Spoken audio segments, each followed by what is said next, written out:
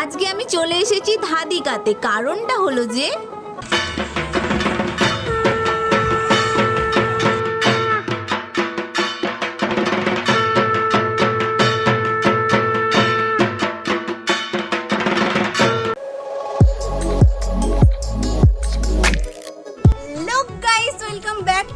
Channel. আর তোমরা সবাই কেমন আছো? আশা করছি সবাই খুব ভালোই থাকবে।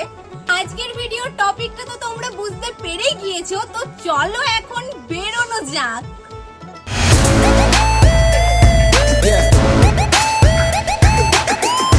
গাইস, এখন আমরা চলে এসেছি বাস স্ট্যান্ডে আর বাসের জন্য অপেক্ষা করছি। আসলেই চেপে পড়বো। আর আমার সাথে আমার বোনও চলে এসেছে, দেখতেই পাচ্ছ। তো চলো ভিডিওটা একটু স্কিপ না করে পুরো ভিডিওটা দেখতে থাকো।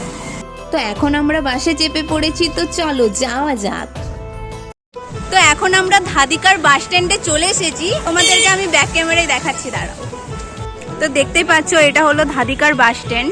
বাসে করে আসলে তোমাদেরকে বাস কিন্তু এখানেই নামাবে, দেখতেই পাচ্ছ। তো এখন যাওয়া যাক প্যান্ডেলের উদ্দেশ্যে। এখন আমি চলেই এসেছি প্যান্ডেলের কাছে। আর বাস স্ট্যান্ডে নেমে একটু হাঁটলেই কিন্তু প্যান্ডেলটা তোমরা পেয়ে যাবে। প্যান্ডেলটা যেখানে তৈরি করা হয়েছে তার ঠিক সামনেই তোমরা এই ব্যানারটা পাবে। তো দেখতেই পাচ্ছ আমি প্যান্ডেলের কাছে চলে এসেছি। গাইস, ফাইনালি আমি আমার নিজের গন্তব্যস্থলে পৌঁছে গেছি। তো দেখতেই পাচ্ছ আমার পেছনে রয়েছে এখন চারটে ধাম। ফার্স্টেই রয়েছে গঙ্গাত্রী, তারপরে রয়েছে যমুনাত্রী, আর মাঝখানে রয়েছে কৈলাস পর্বত, যার উপরে আমাদের সবার বাবা বসে আছেন। তার পাশেই রয়েছে কেদারনাথ, তারপরে রয়েছে বদ্রীনাথ। তো চলো এখন ভেতরটা ঘুরে দেখা যাক। আর এই চারটা ধামের নিচে তোমরা দেখতে পাচ্ছ এখানে গঙ্গা নদীরও একটু থিম করা হয়েছে, যেটা সামনে থেকে দেখতে কিন্তু অসাধারণ লাগছে। তো চলো এখন সিঁড়ি দিয়ে ওপরে যাওয়া যাক ওই চারটে ধামকে আরো কাছের থেকে দেখার জন্য।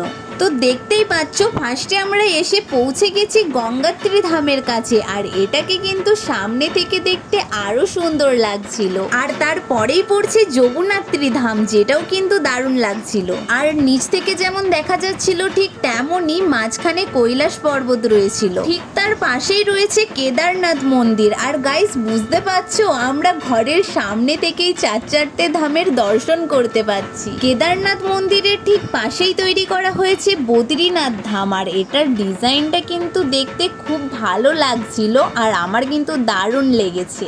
আমি তো এসেছি সকালে, এটা রাতে দেখতে আরো সুন্দর লাগবে। তোমরা কিন্তু রাতে আসার চেষ্টা করো। কারণটা হলো যে রাতে লাইটিং এ আরো দারুণ লাগবে, যেটা আমি এখন থেকেই বুঝতে পারছি। কৈলাস পর্বতের ঠিক নিচেই রয়েছে মেন প্যান্ডেলে ঢোকার রাস্তা। তো চলো এখন ঠাকুরের দর্শন করা যাক, যেটার জন্য মেন আসা।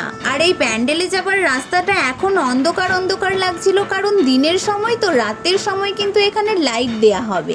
এখন আমি প্যান্ডেলের ভেতরে চলে এসেছি। তো চলো তোমাদেরকে একটু প্যান্ডেলের ভেতরটা ঘুরিয়ে দেখাই। প্যান্ডেলের ভেতরের ডিজাইনটা কিন্তু অসাধারণ সুন্দর করা হয়েছে। প্রত্যেকটা দেয়ালে কিন্তু নিখুঁতভাবে কাজ করা হয়েছে।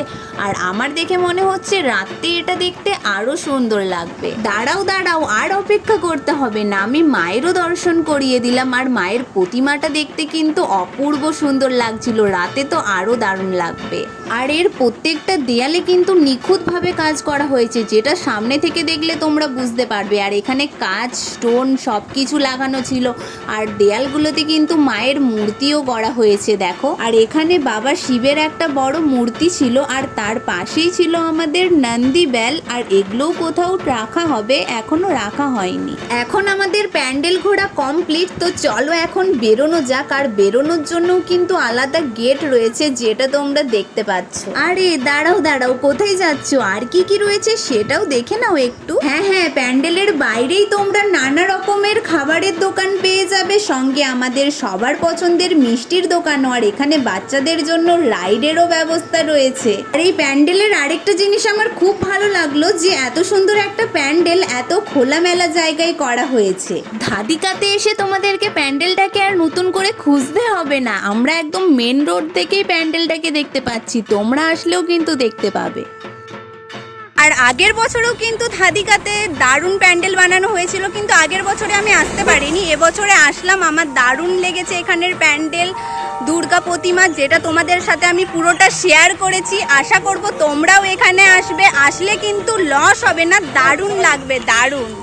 আর বিষ্ণুপুর থেকে ধাদিকা আসার জন্য তো কোনো চিন্তাই করতে হবে না, তোমরা বিষ্ণুপুর বাস স্ট্যান্ডেই ধাদিকার সব বাস পেয়ে যাবে।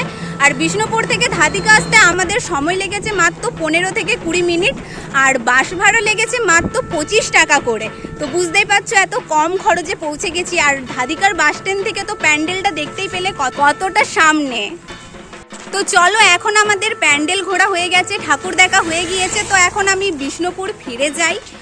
আর ভিডিওটা ভালো লাগলে অবশ্যই লাইক, কমেন্ট, শেয়ার, আর নতুন হলে তো সাবস্ক্রাইব করতে মোটেই ভুলবে না। এখন আমি বাড়ি যাই, পরের ভিডিওতে আবার দেখা হচ্ছে নতুন নতুন কিছু প্যান্ডেল নিয়ে। ততক্ষণ পর্যন্ত বাই, টেক কেয়ার।